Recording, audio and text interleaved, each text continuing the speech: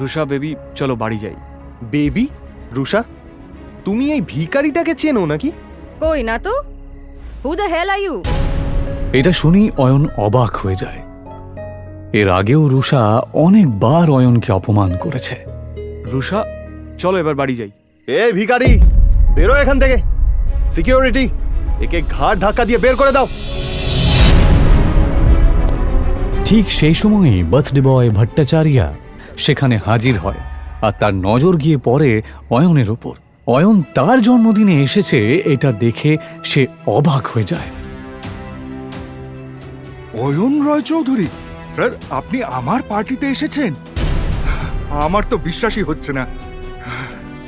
আপনি আমার পার্টিতে এসেছেন, আমি তো ধন্য হয়ে গেলাম sir. Please please please please please please আসুন স্যার, প্লিজ আসুন। এই দৃশ্যটা দেখা মাত্রই রুষা আর বাকি সবার মাথা খারাপ হয়ে যায়, কিন্তু অয়ন কোনো কথা না বাড়িয়ে ওখান থেকে চুপচাপ বেরিয়ে যায়। বাইরে গিয়ে সে রুষার জন্য অপেক্ষা করতে থাকে। পার্টি শেষ হওয়ার পরে রুষা যখন বেরোয় সে পুরো মাতাল। Sorry sorry.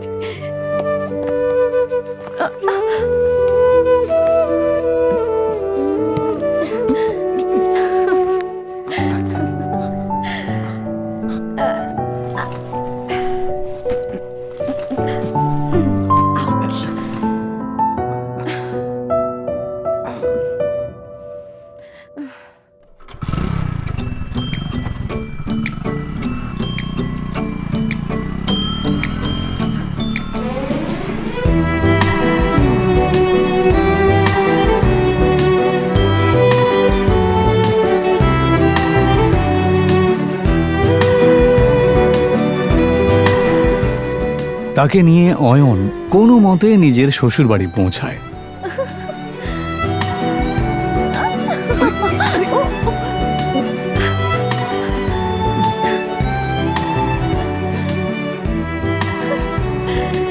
অয়ন শ্বশুর বাড়িতেই ঘর জামাই হয়ে থাকত, আর এই বিষয়টা নিয়ে সবাই ঠাট্টা করত।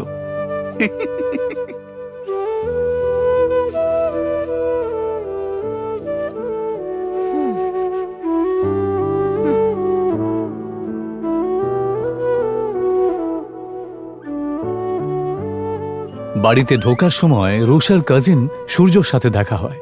এভাবে বেঁচে থাকতে লজ্জা হয় না? অয়নকে চুপ থাকতে দেখে রুষার কাজিন সিস্টার সায়নী বলে ওঠে, সূর্য বাদ দে এর কথা। জানি না রুষা কি দেখেছে যার জন্য একে এখনো বাড়ি থেকে ঘাট ধাক্কা দিয়ে বের করে দেয়নি।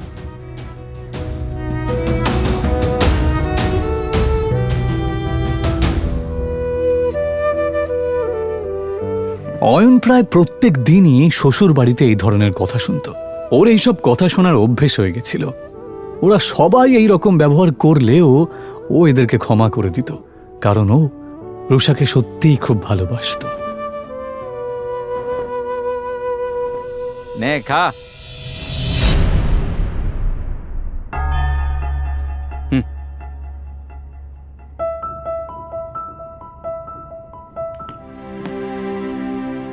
ভিখারি কুত্তা কোথাকার। ওর একটাই দুর্বলতা ছিল, যার জন্য ওকে দিনের পর দিন এভাবে অপমান সহ্য করতে হচ্ছিল।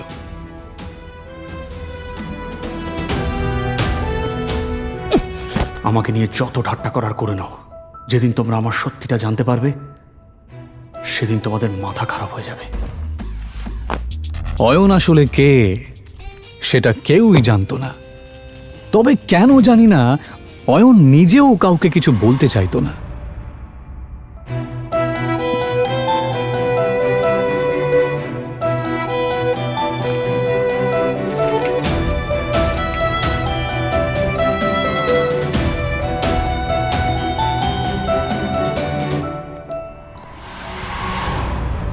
ওকে শুধুমাত্র শ্বশুর বাড়ির লোকেরাই নয়, এমনকি শাশুড়িও পর্যন্ত অপমান করত।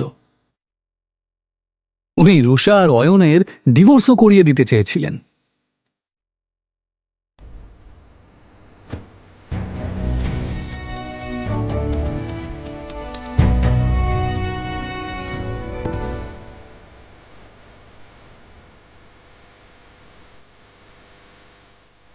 অয়ন, আমি এখন হোটেলে একজনের সাথে দেখা করতে যাচ্ছি।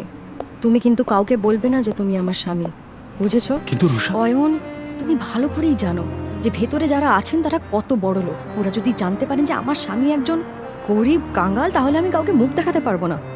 অয়ন নিজের স্ত্রী রুষার কথা শুনে চুপ করে যায়। এটা প্রথমবার নয় যখন রুষা তার দরিদ্র স্বামীকে অপমান করছে। এর আগেও অয়নকে অনেকবার সে অপমান করেছে। রুষার বাড়ির লোক অয়নের সাথে একটা কুকুরের থেকেও খারাপ আচরণ করত, কিন্তু অয়ন কারোর কথায় মন খারাপ করত না, কারণ সে তার স্ত্রী রুষাকে পাগলের মতো ভালোবাসত। আজ রুষা তার ছোটবেলার বন্ধু রূপালী এবং আরও কিছু বড়লোক বন্ধুদের সাথে হোটেলে দেখা করতে যাবার সময় অয়নকে সচেতন করছিল। অয়ন, শেষবারের মতো বলছি, ভেতরে গিয়ে কোনো সিন ক্রিয়েট করবে না। ঠিক আছে, তুমি যা বলবে। হোটেলের ভেতরে বড়লোক বাবার বখাটে সন্তান প্রেম সেন, রাজ বোস এবং পারাস আগরওয়াল বসেছিল। আসলে তারা রূপালীর বন্ধু হলেও রুষাকে দেখার পর এবং তার রূপ দেখার পর অবাক হয়ে যায়। এটা কে রূপালী? এত সুন্দর দেখতে। ও ও আমার বেস্ট ফ্রেন্ড রুষা। অয়নের জামা কাপড় দেখে নাক মুখ মেকিয়ে পারাস জিজ্ঞেস করে, আরে এই সুন্দরীর সাথে বাঁদরটা কে রে? আর ঠিক তখনই অয়ন বলে ওঠে, নমস্কার, আমার নাম অয়ন। আরে হ্যাঁ, মনে পড়েছে, রুষা সিংহ। তার মানে আপনি অয়ন, যার সাথে রুষার বাবা সিদ্ধার্থ সিংহ ওনার মেয়ের বিয়ে দিয়েছেন। কি ঠিক বললাম তো রুষা? প্রেম আর পারাস যেই বুঝতে পারে যে এই গরিব লোকটা আসলে এই সুন্দরী মেয়েটার স্বামী, তখন রুষাও তাদের সাথে আর ফ্লার্ট করতে পারে না। কিন্তু তারপর তারা তিনজনে মিলে অয়নের দারিদ্রতা নিয়ে ঠাট্টা করতে থাকে। আচ্ছা অয়ন দাদা, আমি শুনেছি আপনি নাকি একটা ব্যাংকে চাকরি করেন। তা কত টাকা স্যালারি পান? এই তিনটে ছেলে সমানে অয়নকে অপমান করছিল আর হাসছিল। ওই 12,000 মতো পাই। কত বললেন? 12,000। কখনো কখনো বোনাস পেলে 15,000 মতো হয়ে যায়। ভালোই স্যালারি পান আপনি। আমার জুয়েলারি অ্যাকাউন্টেন্টের স্যালারির অর্ধেক, তবুও আজকালকার দিনে এটাই অনেক। আচ্ছা পারাস, যদি তোর স্টোরে কোনো স্টাফের দরকার পড়ে তাহলে অবশ্যই অয়ন দাদাকে বলিস। ওনাকে দেখে কর্মঠ মনে হচ্ছে, আর আশা করি ওনার কাজ তোর ভালোই লাগবে। হ্যাঁ হ্যাঁ, নিশ্চয়ই প্রেম, নিশ্চয়ই। 20-25 হাজার টাকার চাকরি তো আমি ওনাকে দিতেই পারি। আচ্ছা অয়ন দাদা, আপনি চাইলে কাল থেকেই জয়েন করতে পারেন। তারা কাকে জব অফার করছিল? অয়নকে। ও চাইলে তাদের তিনজনকেই কিনে ফেলতে পারত। অয়ন যে আসলে অয়ন রয় চৌধুরী এটা কেউই জানত না, এমনকি রুষা এবং তার বাড়ির লোকেরাও এটা জানতো না যে এই গরিব অয়ন আসলে কে। অয়নও যেহেতু এই আসল সত্যিটা কাউকে জানাতে চায় না, তাই সে এমনভাবে এই পরিস্থিতিটা সামলালো যে কেউ কিছু বুঝতেই পারল না। ও বলল, ধন্যবাদ মিস্টার আগরওয়াল, আপনার অফারটা সত্যি খুবই ভালো। আপনি যে আমার জন্য এতটা ভেবেছেন, এজন্য আপনাকে ধন্যবাদ জানাই। তবে সত্যি বলতে আমি গয়নাগাটির ব্যাপারে বিশেষ কিছু জানি না। এদিকে রুষা অয়ন আর রূপালীর বড়লোক বন্ধুদের মাঝের কথোপকথন শুনে রেগে যায়। আরে আরে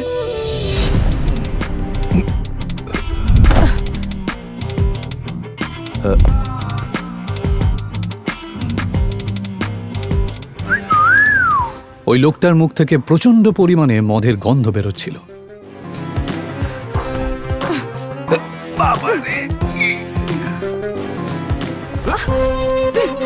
দেখে তো মনে হচ্ছে ভালোই এনার্জি আছে। অসভ্য লোক, তোর সাহস কি করে হয় আমার সাথে সব কথা বলার? ছেড়ে দাও আমাকে। এই দাঁড়া দাঁড়া বলছি। কি বললি? আমি অসভ্য? আগে নিজেকে দেখ, বেশি নাটক করিস না, বুঝেছিস? ছেড়ে দে আমাকে। রুষা এবার কোনো কিছু না ভেবে লোকটার গালে একটা সপাটে চড় মেরে দেয়।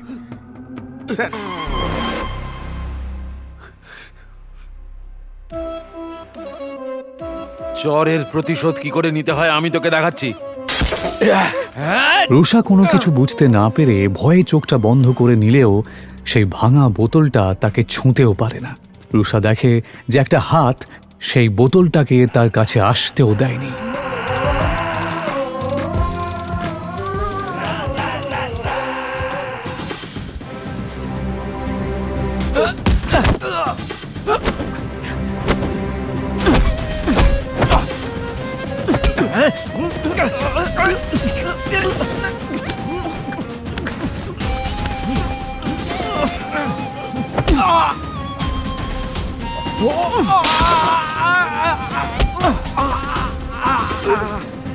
নেশার চোটে তোর মাথা খারাপ হয়ে গেছে। যদি নিজের ভালো চাস তো এক্ষুনি আমার স্ত্রীর পা ধরে ক্ষমা চা আর বেরিয়ে যা এখান থেকে। অনেক বড় ভুল করেছিস তুই আমার গায়ে হাত তুলে। এবার তুই দেখ এই নেশায় আমি কি করি।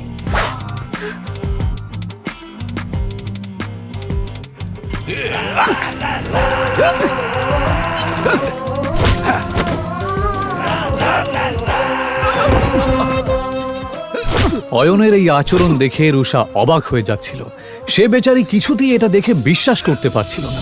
প্রেম সেন এবং রাজ বেদিও চিৎকারের আওয়াজ শুনে সেখানে দৌড়ে আসে। এই অসভ্য মাতালটা আমাকে একা পেয়ে আমার উপর জোর খাটানোর চেষ্টা করছিল। এটা শুনে প্রেম সেন রেগে যাবার ভান করে, কারণ ও রুষার মন জয় করতে চাইছিল। আর এই জন্যই সে পুরো বিষয়টা সামলানোর দায়িত্ব নিয়ে নেয়। আর নেবে নাই বা কেন? এই প্রাইড হোটেল তাদেরই পারিবারিক ব্যবসার অংশ যে। তোর সাহস কি করে হয় রুষার সাথে এরকম আচরণ করার? অসভ্য লোক কোথাকারে। লোকটাকে একটু বেশি মারছে। একটা জিনিস তো পরিষ্কার যে এই লোকটা শুধুমাত্র একজন মাতাল নয়। প্রেম সেন আর রাজ বোস কিছুতেই থামছিল না, আর তার জন্যই অয়ন তাদেরকে থামানোর জন্য বলে, ব্যাস অনেক হয়েছে, ওর শাস্তিও পেয়ে গেছে। এইভাবে মারতে থাকলে ও মরে যাবে তো। আরে অয়ন দাদা, আপনি এত ভয় পাচ্ছেন কেন? আমি এই হোটেলের মালিক, তাই এই ব্যাপারটার এখানেই মিটমাট হয়ে যাবে। একটা বোকা ভীতু লোক। অয়নের ওপর রুষার প্রচন্ড রাগ হচ্ছিল। রুষা প্রেম সেন আর রাজ বেদির দিকে তাকিয়ে বলল, এবার বাদ দাও, ছেড়ে দাও ওকে। ও অয়ন দাদা, আপনি দেখছি বেশ ভীতু। আমাদের সঙ্গে থাকুন, তাহলে একটু সাহসী হয়ে যাবেন। কথাটা অয়নকে খোঁচা মেরেই বলা হলো, যদিও এসব শোনার পরেও অয়ন চুপ করেই থাকে। ইতিমধ্যেই কয়েকজন গুন্ডা সেখানে ঢোকে, আর প্রেম সেন গুন্ডাদেরকে ভেতরে আসতে দেখে।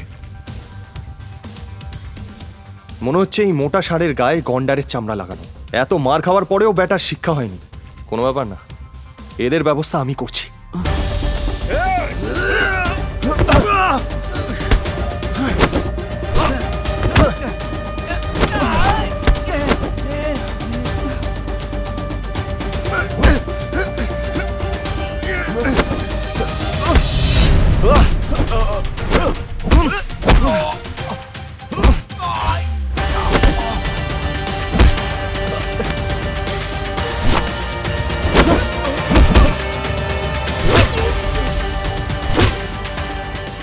প্রেম সেন ভালোই মারপিট করতে জানতো, কারণ ও কারাটেতে ব্ল্যাক বেল্ট ছিল। এক এক করে প্রেম সেন গজেন্দ্রের সমস্ত সাঙ্গপাঙ্গকে মাটিতে মিশিয়ে দেয়। তোরা হচ্ছিস গুন্ডার নামে কলঙ্ক, বুঝলি? ফাটিয়ে দিয়েছিস ভাই, তোর কোনো জবাব নেই। আমার মনে হয় না ওরা আর উঠতে পারবে বলে। মিস রুষা আর রূপালী, তোমরা ঠিক আছো? প্রেমের প্রশ্নটা শুনে রুষা আর রূপালী তাদের ঘাড় নাড়ল। প্রেম আসলে এসব করছিল রুষার নজর কাড়ার জন্য। যদিও রুষার নজর তখন তার স্বামী অয়নের দিকেই ছিল, সেই অয়ন যে চুপচাপ বসে গুন্ডাদের দিকে তাকিয়েছিল। প্রেম সেন আরও ক্ষিপ্ত হয়ে যায়। ভাই, এবার এদেরকে নিয়ে কি করবি? কাউকে ডাকবো নাকি এদের ব্যবস্থা করার জন্য? আরে তার দরকার পড়বে না, আমার স্টাফ দেখে নেবে। চলো তোমরা বাইরে চলো। পারাস আসলে একটু বাড়তি কথা বলছিল, যদিও সেরকম কিছু করার ক্ষমতা ওর ছিলই না।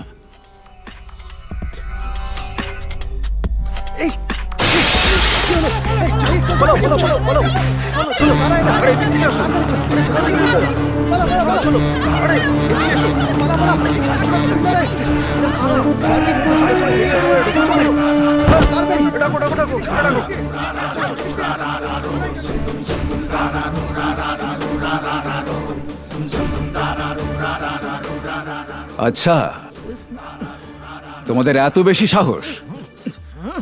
যদি তাই হয় তাহলে আমার সামনে এসো।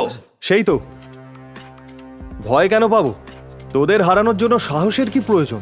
কিন্তু এই কথাটা বলার পরই প্রেম সেনের মুখ বন্ধ হয়ে যায়। রবিদা, নিজের সামনে দাঁড়ানো লোকটাকে দেখা মাত্রই প্রেম সেনের থোতা মুখ ভোঁতা হয়ে যায়। কারণ তার সামনে দাঁড়ানো লোকটা আর কেউ নয়, সে ছিল রবিদা।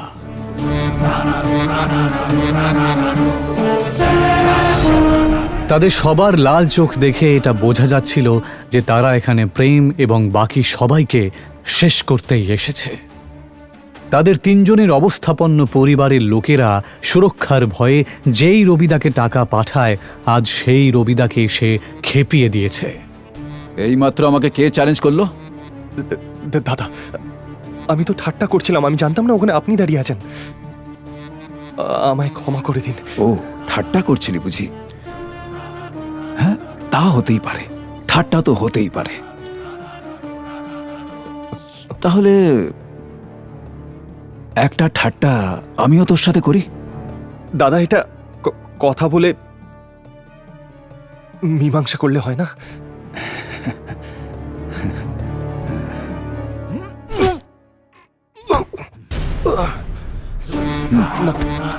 দাদা, দাদা, ক্ষমা করে দিন। কি কেমন লাগলো আমার ঠাট্টাটা? এদিকে কারাটেতে ব্ল্যাক বেল্ট পাওয়া প্রেম মেঝেতে শুয়ে নিজের বুকে হাত দিয়ে জোরে চিৎকার করতে লাগলো। পারস আর রাজ এটা দেখে অবাক হয়ে যাচ্ছিল। এসব দেখে ওরাও রবিদার পায়ে পড়ে প্রাণ ভিক্ষা চায়। হাসবি না দাদা,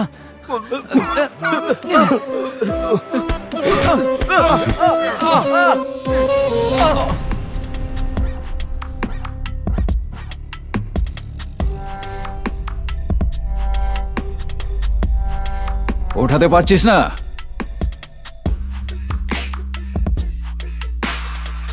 প্লে কর, মার। সবাই এবার চিৎকার করে কাঁদতে লাগে। এইসব দেখে রূপালী আর রুষা ঘাবড়ে যায়। তারা দুজনেই কিছু বুঝতে না পারলেও রূপালী আর রুষা এটা ভালো করেই বুঝতে পারছিল যে এই ছেলেগুলোর জন্যে ওরা অনেক বড় একটা বিপদের মধ্যে পড়েছে। রবিদা নিজের চোখের সামনে এইরকম একটা নাটক দেখে খুব আনন্দ পাচ্ছিল। আমি এটা জানতাম যে ওই মোটা লোকটা শুধুমাত্র একজন মাতাল নয়, কিন্তু এটা আমি দুঃস্বপ্নেও ভাবিনি যে ওই মোটা লোকটা রবির পরিচিত। যাকে রুষাকে যতক্ষণ না কেউ কিছু করছে, আমি এসবের মধ্যে নাক গলাবো না। রবিদা বাকি তিনজনের দিকে না তাকিয়ে শুধুমাত্র এই বড়লোক বাবা মার বেকার 3 সন্তানকে মার খেতে দেখতে থাকে। 1 মিনিট। এই শোন, হ্যাঁ দাদা, আগের হাত পা ভাঙবি, তারপরেও যদি এর মুখ বন্ধ না হয়। থামুন থামুন, এবার থামুন, অনেক হয়েছে। রুষা এই কথাটা বলা মাত্রই রবিদা আওয়াজটা যেই দিক থেকে আসছে সেই দিকে তাকায়। তারপর অয়ন রয় চৌধুরী। হতবাক হয়ে যায় সে নিজের চোখকে বিশ্বাসই করতে পারছিল না। সবাই চল এখান থেকে। রবিদার এই কথা শুনে সবাই অবাক হয়ে যায়। হঠাৎ অয়নকে দেখে রবিদা এভাবে পালিয়ে যায় কেন? রবিদা কি এর আগেও অয়নের মুখোমুখি হয়েছে? সে কি ওকে চেনে?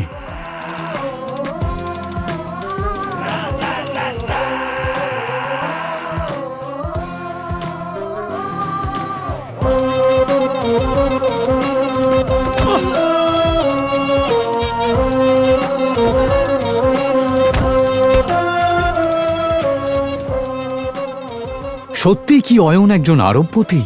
যদি তাই হয় তাহলে সে কেন এভাবে দিনের পর দিন অপমান সহ্য করছে? রুষার বাবা অয়নের মতন একটা গরিবের সাথে কেন তার বিয়ে দিয়েছে?